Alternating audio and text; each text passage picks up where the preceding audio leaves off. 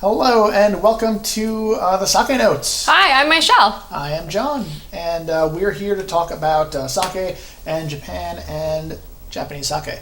And today we have a very, very special sake.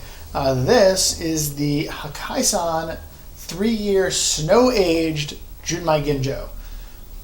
Now, if you're not familiar with Hakkaisan, they make a lot of sake. They make some very popular brands. They make some very, you'll see it a lot in New York. You'll probably see it a lot, all over the country if you're able to go to places that have sake. And you'll see it a lot in Japan too. In New York City, where we live, it's definitely one of the most easy to find, especially in restaurants. Mm-hmm. So it's probably something that you'll be familiar with. Yeah, so they're a big producer, and I think it's pretty unusual for a brand like that to do something like this, which is a little bit experimental and interesting, a little bit something different. So what they did here is they took some Junmai Ginjo and they stuck it in a giant room filled with snow and left it there for 3 years. So it's not in the snow. It's right. A giant room, a yukimuro. Yeah. That is filled with snow, kind of pushed all to one side, and then the sake is in its barrels on the other side, and the cold air coming off of the snow is the only thing that's chilling the room. Mm-hmm. And it's kept at a stable 3 degrees Celsius, which I did not Google in Fahrenheit. But if you are familiar with Celsius, then you already know the answer to this. Yeah, so there's no electricity involved, there's no external refrigeration, it's just the snow, keeping it at a stable, cold temperature for 3 straight years. Right. And Hakkaisan is a sake producer from Niigata, which is the largest sake producing region of Japan. And if there's one thing that Niigata has a lot of, it's snow. So they decided to take that snow and put it to good use. Their 2 most famous things, sake and snow. Oh, in one. Right together. So this has the effect of kind of like, so it's aged for 3 years, but because it's kept at such a cold temperature the entire time, it doesn't have the same properties as an aged sake. When I think of aged sake, I automatically think of sort of like a yellow tint to it. It usually starts to get more of a color rather than being completely clear. I also think of like a caramely aftertaste, kind of like a richness. Very much, very rich. And also, it gets to be a little bit thicker, a little bit more syrupy. Not a lot, but a little bit. Mm-hmm. This does not have any of those properties.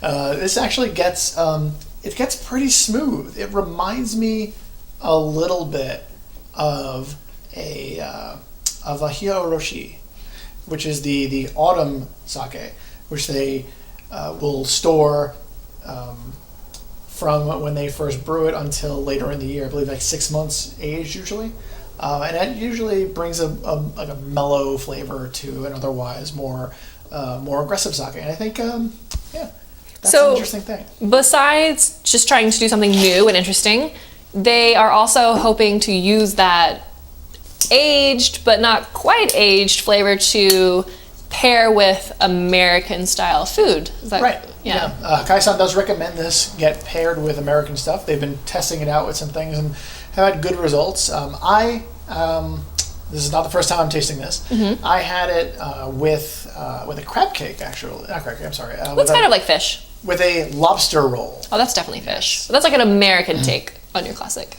Right. And it was, the lobster roll was really vibrant and full of flavor. And this, despite not being, this is not like a really heavy tasting sake like a Yamahai or anything like that, but it definitely complemented it well. Nothing makes it light. So let's taste it and talk about it. Ooh. It's got a lot going on in the nose, which I think Hakkaisan's sakes usually err on the side of dry a little bit, and I don't usually get as much fruitiness on the nose. But this one is a little bit more exciting, a little bit nicer. Definitely, you can smell a lot. And we were talking earlier about the color, which you usually get from an aged sake, and this one is pretty clear. It does look a little, I guess viscous is the word. It looks a little thick. I think it's a little bit thicker than water. This is great. Like this is I know that Hakkaisan really wants to position this as something you pair with American foods, but I think this is a wonderful sipping sake. I would just sit on the couch with this and just have my little wine glass and watch the game and enjoy it. But that's just how I am sometimes. Most of the time. I would never guess that this was aged.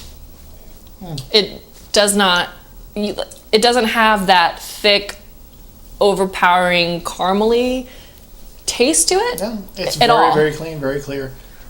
It's a really well balanced sake. I think it's really great. I would say it does have that little bit of richness, kind of like towards the back of the throat. Like as you drink it, you definitely do get that richness, but it's not overpowering like you would expect after 3 years. What do you think? Floral, fruity, I think, like a fruity sweetness, like apple. A little bit. I mean, I would not say sweet so much as there's a fruitiness to it, but not sweetness. I guess that's like a fruitiness. I'm learning as I drink more sake. I'm learning that these are not the same ideas. Even though, like as an American, I think somehow we associate the two. Yeah. But yeah, I had a hard time kind of going like, no, sweet is not fruity necessarily. Definitely very clean. Yeah. It's refreshing. It's nice. Yeah, we just had dinner. We had chicken salads. Yeah. And I think it goes great. It's not clashing, making weird flavors. Yeah. Pardon us for not eating during the show. That's just not how we do things. We could get some crazy snacks. Maybe one of these days we'll do that. Maybe when we get back from Japan, we'll bring some snacks back and we can... I don't know if Japanese snacks are going to go well with sake, though. Maybe we'll find out. It was definitely very smooth. I think this would be another great choice for starting out. If you are trying to introduce someone to sake, I think this is a great choice. Maybe if you are going over for like Thanksgiving or a birthday or a holiday or anything like that, this would be a great sake to bring. I think it would be a crowd pleaser. I think it would be a great story. Yeah, this would be a great sake to bring. Sure. If you're going to your friend's house and you normally would bring a bottle of wine, this would be a great sake. Oh yeah. It's not going to scare people away because they might. A lot of people have weird ideas about sake.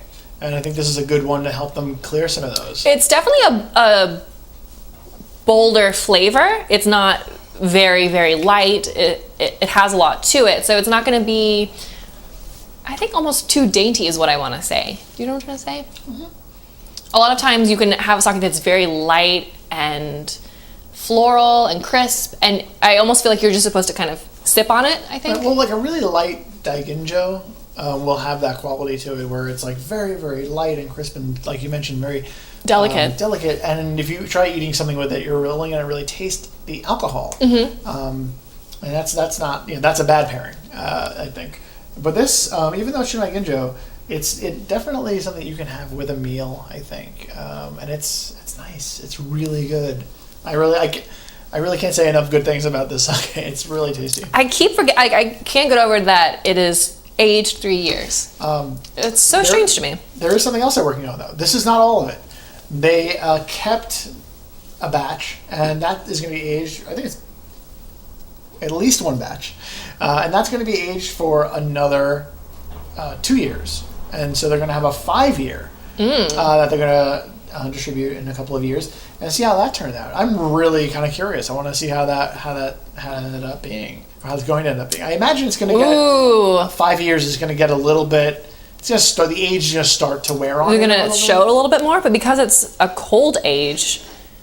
Yeah, it's going to be interesting. I'm excited. I'm really interested in seeing how the color turns out. Like if the additional 2 years changes the color of it.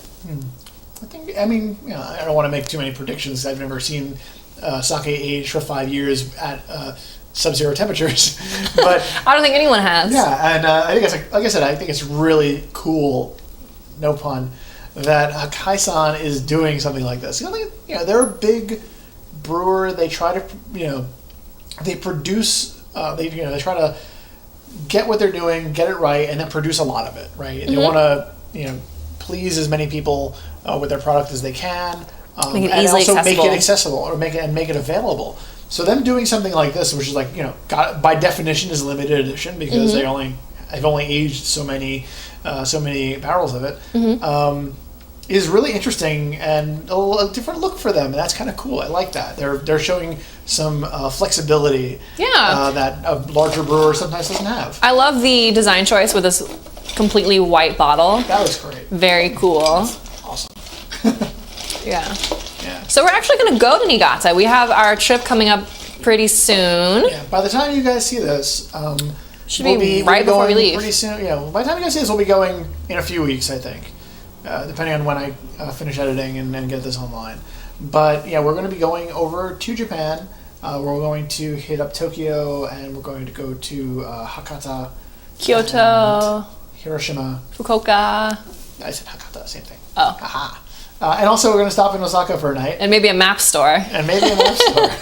One of the things we really want to do is do a lot of video during this trip. We want to do a lot of live streaming. So if everything goes the way we're planning it, you're going to see a lot of live streams on Facebook. So if you want to see those and get notified, you want to make sure that you are subscribed on Facebook. That's right.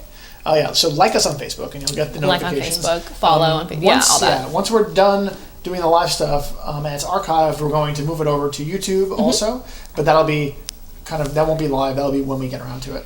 So you could also subscribe on YouTube, and then you'll get those notifications when they're uploaded to YouTube. Even though they won't be live at the time, you can still watch the archives. Exactly. On Facebook, on YouTube, on Instagram. One of the things that we like about the live on Facebook and YouTube is that we can interact with you. You'd be able to ask questions, give us your input, and that's something that we really like to hear. If you have any feedback, or if you know some great places in these cities that we mentioned that we're going to be at, we'd love to hear your recommendations. And let us know what kind of things you'd like to see us do in Japan. Do we need to get a couple of weird bottles of sake and some potato chips and go to the room and just kind of do a taste test? Is that what we want to do? Do you have a secret konbini candy plus sake pairing that you would recommend? Because that is something that I'm very interested in. 7-Eleven snacks. That's never gone well. That's never gone well for us. I don't know if that's true. Never? Never. Whenever we get the random snacks at the konbini, they're always weird. To be fair, though, I do always look for the weirdest snacks. You do. Although last time I started asking people in the store what snacks they liked, and that worked out a lot better. They just give you surprisingly, chocolate. That worked out a lot better. They just gave you chocolate. Yeah. Can't screw up chocolate. Which was much more delicious than the weird chips, pizza chips. I don't know. There is a critical potato chip shortage right now in Japan, so I don't know if we're going to get any potato chips. Oh no. Yeah. There's a potato famine in Hokkaido. Well, let's see, what else are we going to do over there? They're going to a street fair. Shrine fair. Shrine festival. Yes, there's a shrine festival in Shinjuku that we're going to try and visit. Yeah, those are always fun. Do we have any sake tastings coming up? We don't have any scheduled for the trip. There's not a lot going on. We're just missing the sake tasting season, it looks like. So we're going to have to do our own sake tasting events. Yeah, well, I don't think there's a problem with that. We'll be doing some live broadcasts from some of our favorite izakayas and bars, provided they let us.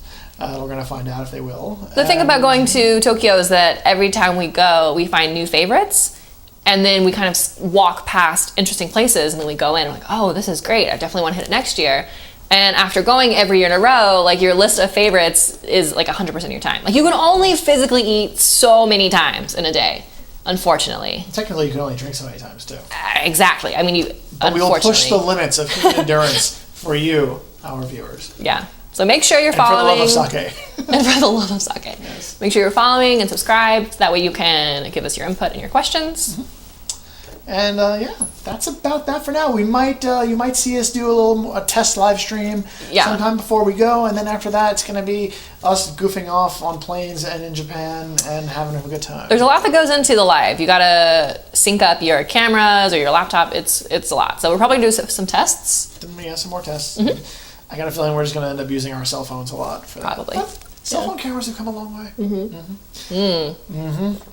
This is so good, isn't it? Yeah, it's been sitting out a little while now, and it's just opening up a little bit. Just a mellow crispness. Definitely crisp.